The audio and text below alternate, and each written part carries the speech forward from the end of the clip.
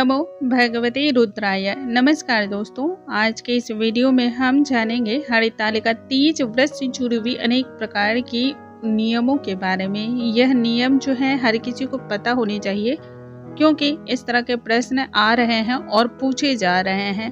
मन में किसी भी प्रकार की उलझन या दुविधा न हो, इसलिए आज का ये वीडियो बनाया गया है। जैसे कि प्रश्न क्या पूछे जा रहे हैं उनके बारे में पहले हम जान लेते हैं। यदि प्यास लग जाए तो क्या करना चाहिए। पानी प्यास अगर बहुत तेज लग जाए, क्योंकि ये व्रत जो है ये निर्जला किया जाता है, इस व्रत में अन्न और जल दोनों का त्याग किया जाता है। ऐसे में यदि पानी प्यास लग जाए तो हमें क्या करना चाहिए, ऐसा कौन सा उपाय है जिससे आपको पानी का प्यास बिल्कुल भी नहीं लगने वाला। ये मेरा खुद का आजमाया हुआ है, तो इसे आप करके देखें, आपको 100% फायदा होगा। व्रत के लिए सर्गी कब करना चाहिए, सर्गी का नियम क्या है और सर्गी करना क्या जरूरी है, और यदि आप सर्गी करते हैं तो उसमें कौन सी बातों का खास तौर पे ध्यान रखना चाहिए। व्रत का पारण कब करना है, क्या खाकर व्रत का पारण करना चाहिए, क्योंकि किसी भी व्रत को पूर्ण करने के लिए पारण के समय का विशेष महत्व होता है। क्या हरितालिका तीज के व्रत में आप पार्थिव शिवलिंग की पूजा करना चाहते हैं या फिर पार्थिव शिवलिंग का निर्माण करके उसकी पूजा करते हो, तो आपको इसके बारे में तथ्य पता होनी चाहिए। क्या यह सही है या फिर गलत। इस व्रत में यानी कि हरितालिका तीज के व्रत में सिंदूर लगाने का नियम क्या है, सिंदूर कब लगाना चाहिए, किस नियम के तहत लगाना चाहिए, और सिंदूर से जुड़ी हुई तमाम तरह की जानकारी भी दूंगी। इसके साथ ही पूजा का शुभ मुहूर्त क्या होने वाला है, इससे जुड़ी हुई जो भी जानकारी है वह भी आज के इस वीडियो में आपको बताने वाली हूँ। आइए वीडियो को हम स्टार्ट करते हैं। नमस्कार दोस्तों, कैसे हैं आप सभी। उम्मीद करती हूँ आप सभी स्वस्थ होंगे, सुरक्षित होंगे और आप सभी को उत्तम भविष्य की कामना करते हुए आज का ये वीडियो स्टार्ट करती हूँ। हरितालिका तीज का व्रत बहुत ही कठोर व्रतों में से एक माना जाता है और यह व्रत जो है सौभाग्य की प्राप्ति के लिए स्त्रियां रखती हैं। हरितालिका तीज का व्रत बहुत ही उत्तम व्रतों में से एक माना जाता है। इस व्रत में भगवान शिव, मां पार्वती की विधिवत तौर तरीके से पूजा अर्चना की जाती है। इस व्रत और पूजन को पूर्ण बनाने के लिए, पूजा का पूर्ण लाभ प्राप्त करने के लिए कुछ खास नियमों का ध्यान रखना बहुत ज्यादा जरूरी होता है। उन्हीं नियमों में से कुछ चीजें हैं जिनके बारे में आज के इस वीडियो में मैं चर्चा करने वाली हूँ। जैसे कि यदि पानी प्यास लग जाए तो क्या करना चाहिए, या फिर एक ऐसा उपाय जिससे पानी का प्यास आपको बिल्कुल भी पूरे व्रत में नहीं लगने वाला है।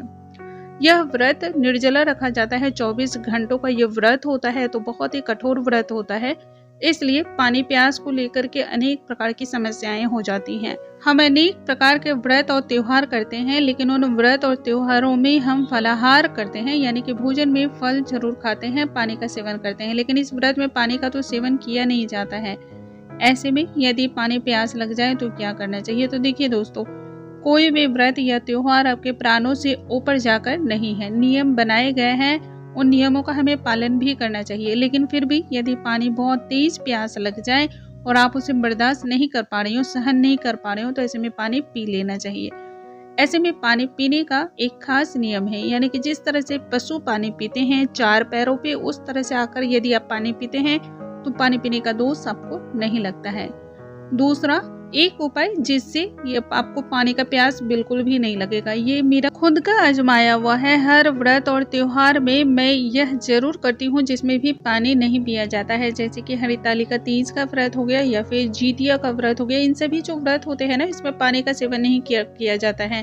तो ऐसे में मैं जब ब्रह्म मुहूर्त में उठती हूँ सर्गी के लिए ना, तब ये उपाय कर लेती हूँ। तो आप इसे उसी समय कर लें, इससे आपको दिन भर 24 घंटे जो है पानी का प्यास नहीं लगेगा।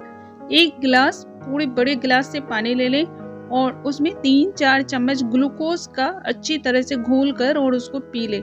यदि आप इसको पी लेती हैं तो इससे पेट में भी ठंडक रहती है, दिन भर ऊर्जा यानी कि एनर्जी बनी रहती है, आपके शरीर में थकावट नहीं लगता है, और उसके अलावा जो है भूख भी नहीं लगती है, प्यास भी नहीं लगती है, मन बिल्कुल तृप्त रहता है और पेट जो है बिल्कुल ठंडा रहता है। अब इसके बाद जानते हैं कि सर्गी करने का नियम क्या है, सर्गी कब करना चाहिए और क्या सर्गी जरूरी है। तो दोस्तों, ये जो है ना सर्गी का नियम हमारे क्षेत्र में तो किया जाता है, इसलिए मैं सर्गी करती हूँ।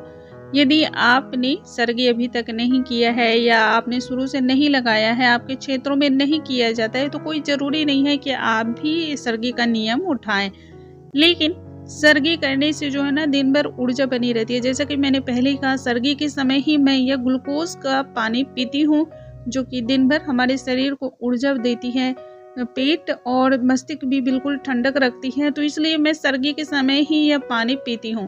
तो आप अगर कुछ चीज़ों को ना भी खाना चाहें, किसी फल को ना भी खाना चाहें, तो भी ग्लूकोज का पानी पी सकती हैं। और यदि सरगी का नियम करती हैं तो उस समय आप मिठाई खा सकती हैं, किसी भी फ्रूट को ले सकती हैं, तो उससे दिन भर आपको ऊर्जा हमेशा बनी रहती है। अब इसके बाद है, क्या सरगी बहुत ज़्यादा ज़रूरी है? तो देखिए, बहुत ज़्यादा ज़रूरी कुछ भी नहीं है। यदि आपकी इच्छा है तो आप इसे कर सकते हैं, नहीं इच्छा है तो नहीं कर सकते हैं। सरगी का नियम क्या है ये भी जान लेते हैं।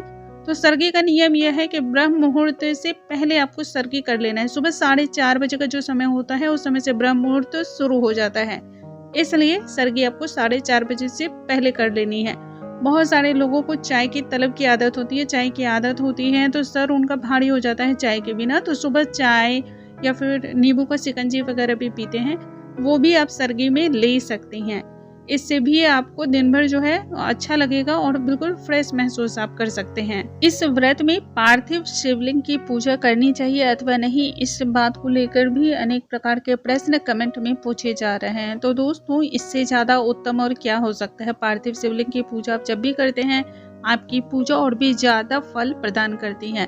पार्थिव शिवलिंग की पूजा करके यदि आप अपने व्रत को संपन्न करते हैं, ये बहुत ही ज्यादा सर्वश्रेष्ठ मानी जाती है। अब इसके बाद के प्रश्न है कि हमें पारण कब और किन नियमों के साथ क्या खाकर करना चाहिए। देखिए, किसी भी पूजा को पूर्ण करने के लिए जिस तरह से शुभ मुहूर्त में पूजा यदि आप करते हैं तो ज्यादा फल प्रदान होता है, उसी प्रकार से व्रत का पारण कब और क्या खाकर करना चाहिए, ये भी उतना ही ज्यादा जरूरी है। व्रत के पारण को यदि आप सही तरीके से करते हैं तो व्रत आपका पूर्ण फल देने वाला होता है, संपूर्ण लाभ आपको उसका प्राप्त होता है। व्रत का पारण दूसरे दिन किया जाता है। 24 घंटे का ये व्रत होता है। सूर्योदय के बाद इस व्रत का पारण किया जाता है। अब जानते हैं कि क्या खाकर करना चाहिए। तो माँ पार्वती ने जब इस व्रत का पारण किया था तो बालू को फाँक कर यानी बालू को खाकर इस व्रत का पारण किया था। लेकिन आज के समय हम बालू खा करके तो पूजा व्रत को पूर्ण नहीं कर सकते हैं। ऐसे में हमारे क्षेत्र में नियम है, जौ का जो सत्तू होता है उसको घी के साथ भुना जाता है और उसमें गुड़ मिलाया जाता है और इसको ही खाकर हम व्रत का पालन करते हैं। इसके साथ हम खीरे को भी खाते हैं। ये बिल्कुल इसका जो टेक्सचर होता है, जो ये जो सत्तू बनती है ना, इसका टेक्सचर बिल्कुल बालू की तरह ही होता है, इसलिए हम इसको ही खाते हैं और मानते हैं कि माँ पार्वती की तरह ही हमने संपूर्ण नियम को निभाया है और बालू को खाकर ही हम भी व्रत का पालन कर रहे हैं। अलग अलग क्षेत्रों में अलग अलग रिवाज है।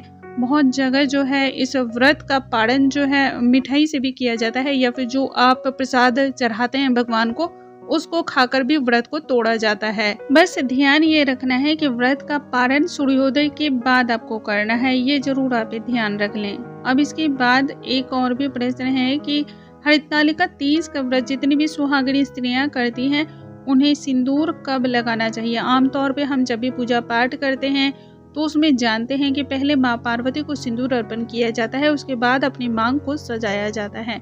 तो इस व्रत में किस प्रकार से हमें सिंदूर लगाना चाहिए, इसका नियम जान लेते हैं। हरितालिका तीज के व्रत में जब आप सुबह स्नान आदि करके नित्य क्रिया जो भी है उनसे निवृत्त हो जाते हैं, तो भगवान जी के सामने जो महादेव जी हैं, शिव शंकर जी हैं, माँ पार्वती के सामने सबसे पहले एक दीपक जलाएं। दीपक जलाने के बाद सबसे पहले आपको व्रत का संकल्प लेना है और उस समय आप अपनी मांग में सिंदूर लगा लें। सिंदूर लगाने के बाद जब संध्या की पूजन करने के लिए आप बैठे, जब प्रदोष काल में आप पूजा करें, क्योंकि ये व्रत का जो पूजा होता है सबसे ज्यादा प्रदोष काल में शुभ होता है। तो जब आप प्रदोष काल में पूजा करने के लिए बैठे तो सर्वप्रथम आप माँ पार्वती को जब आप सिंदूर अर्पण करें, उससे पहले ही आपको अपनी मांग में सिंदूर भर लेना है, सिंदूर को सजा लेना है माँ पार्वती का ध्यान करते हुए। जब पूजा में आप बैठे तब माँ पार्वती को सिंदूर अर्पण करें और उसके बाद उनके चरणों से सिंदूर लेकर आपको नाक से लेकर अपने माथे तक सिंदूर को सजाना चाहिए। कहा जाता है जो भी व्रती होती है, जो भी महिला होती है, यदि इस प्रकार से नाक से लेकर के माथे तक सिंदूर को सजाती हैं तो इससे उसके सौभाग्य में वृद्धि होती है, अखंड सौभाग्य की प्राप्ति होती है और इसके साथ ही उसका मायके जो होता है हमेशा समृद्ध सुखी बना रहता है। ससुराल में हमेशा मान और सम्मान की प्राप्ति होती है। प्रेम का रिश्ता, पति पत्नी का रिश्ता और भी ज्यादा मजबूत और भी ज्यादा प्रगाढ़ होता है। दोस्तों, मुझे उम्मीद है आज की ये जानकारी आप सभी को बहुत अधिक पसंद आई होंगी। ऐसी और भी जानकारियों के लिए हमारे चैनल पे बने रहें। अगले वीडियो में हम एक नई जानकारी के साथ फिर से मिलेंगे। तब तक के लिए नमस्कार दोस्तों।